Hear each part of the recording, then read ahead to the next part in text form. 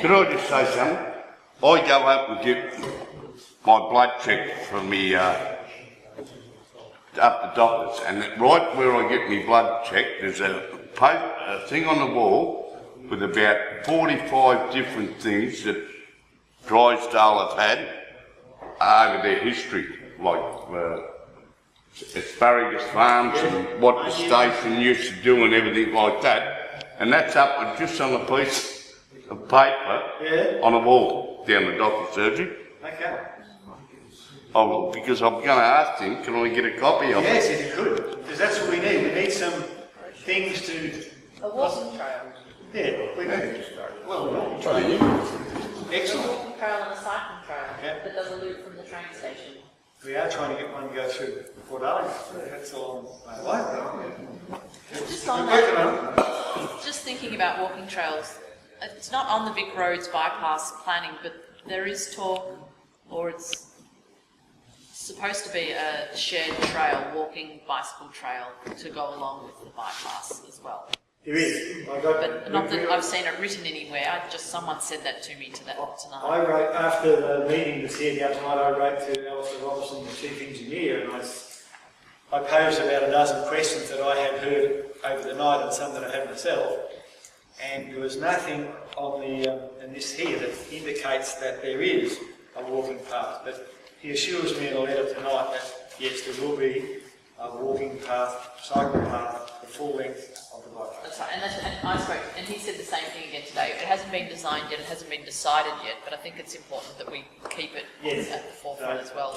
It might, because when he gave this to us, he said this is a draft. He wrote on every one, draft subject to change, every page, draft subject to change. So this is just a draft, and all the input, I saw him writing almost continuously the other night he was here. He was, as Neil said, we had discussions with Vic Roads over a number of issues over a number of years, and a lot of them just sort of seem to pay you a little lip service. Oh yes, well, they don't do anything about it. But this guy seems to want to be able to hear what people are saying and writing stuff down. So we were encouraged by that.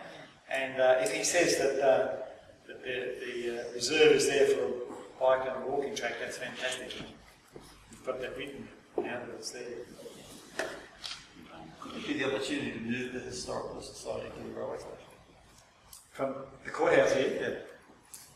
It's probably like difficult, but I'd Expand. You'd say expand. Expand, or yes. yes. I mean, not for any detrimental purpose, but I mean, where it is, it's very difficult for visitors to sort of come with the high street. Parking's always an issue. Can't stop, keep going. But if you can walk or ride a bike. And if you can walk and ride a bike, and if we're trying to encourage people who use the train now to get off and spend some time, look at what's around. I mean, I know. As an annex to Yeah. what's here. The other issue also is if they were to move, they would need, effectively, they would need a building twice the size. If they've got a lot of stuff they can't use because they haven't got room. And I guess that's the same with every historical society. There's always something, what you've got today, tomorrow it's something historic, like my car. So, yeah, I think that there's a possibility that that's a good idea, but whether it's going to come into effect, who knows? Good point to put forward. Would there not be like a small version of the historic, like a point of contact at the train station, which then directed you to the main building? Particularly if we've got that track coming down here, the walkway all the way, and 2 hours to kill in Drysdale? Come down to the railway station. And what about, I was interested in maybe heading people to the original homesteads in the area, you know? Corrigal and all those you know, can be places flagged like as... that. You know, lots of people really like to see those, and I'm not sure whether any of them are open to the public or if you can go visit them or... Someone might be able to advise me, but I believe that the people who bought Corrigal homesteads, it was in a pretty bad state of affairs, and these people are, I think, fairly keen to get it up to somewhere near where it used to be. Does anyone have any updates? Here you have. Do you own it? I tried to buy it, but sadly no. I took my daughter up there early this year to try and view the homestead from the road, because you used to see a beautiful aspect of it from McDermott's Road. and they were learning about it at school. And sadly, it's now got some big gates and big shrubs, so you really can't even see the roof line from the road. So I guess to direct people up to view it, unless the owners would let them in the driveway, there's no chance to see it from the road. I did have a gentleman that I knew. Does anyone know Matt Green? Yeah. Matt was going to take me up there because he knew the people, and he said, "Oh, I'm going to take you up and show you Corriorn," but I haven't taken it up on it. So I'd like to go and see it one day.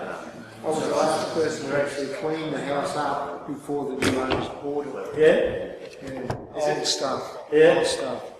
Enormous house. And that would be awesome. They had cellars, they had the butchery underneath, they had just rooms. See, something like that could just be a huge Well, draw card. Yeah. But the owner has to obviously want to do that. If they live there, well, it's going to be a bit of that. So pretty sure.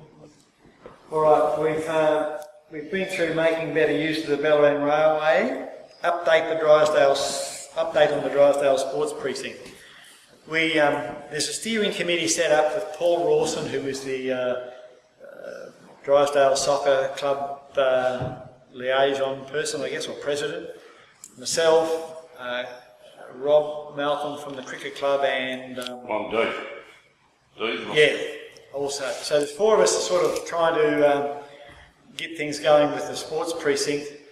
Unfortunately, the elections and the bypass took a bit of precinct. Everything was happening with that, and so we've now got back on. We asked Rod McDonald the other day what is happening with the funding for the sports precinct, because our last contact with him said that they had the funding organised for this year, and they were going to almost shovel ready to start this precinct in June or July after this budget comes in. And I got a letter back that was a little bit wasn't heartening anyway, to say that they had the money. So we are currently chasing council up to ensure that the funding is in there for stage one, which is about, I don't know, between $6 and $7 million to do all the earthworks up like from Belcher's Road working down. And like you see all the stories in the paper about where the kids got to go to play soccer. They've got to go to Howard Glover Field in town, and so they've got one football ground here that's been here since the year dot. So there's really nothing here, and yet we get an explosion of people and nowhere for the kids to play sport. So, and just on that, the hockey field that is currently used, that Ballarat installed, a new hockey club that they lease from St Ignatius, I think, that access to that's been cut off with the bypass as well, just another issue. So I can't give you any more than that, but we are pushing to get this money in for And there's a the bit of budget. chatter on Facebook about the sports precinct as well. Is there? Well, yeah. Oh, that's right, there was a Facebook page for that. I'm not very good at Facebook, I tell you that. So hopefully all you others are. Now, the next one is update on the service station issue. Does anyone want to hear about this? Briefly, for those of you who don't know, and I'm not going to hound the whole lot, but we took our problems to the council when the service station issue came up. We had 2 hearings with them, and that's what they do. They hear you, they don't listen. And so they went ahead and issued the permit. They sent us a note to say, yes, you can appeal this decision to VCAT. It was going to cost something like $550, and you know how many members we've got, and at $5 a head is nowhere near $550. So we couldn't do anything about it. We were snookered. However, there was a clause that we could apply to VCAT for the $55, and which was called Section 89. And the VCAT rules, they're this thick, and you've got to be a legal person to understand it. So we did put the application in to have the permit conditions or permit revoked. We went and saw some solicitors, because as soon as we did that, bang, we had a solicitor's letter from the petroleum industry to say we're going to, we're going to Yeah, we're going to go after you for buggerising around with our plans. It was because we got extra information, though. That's understandable, but Yeah, the what I'm money, saying the is money wasn't the reason. It was because we got the extra information.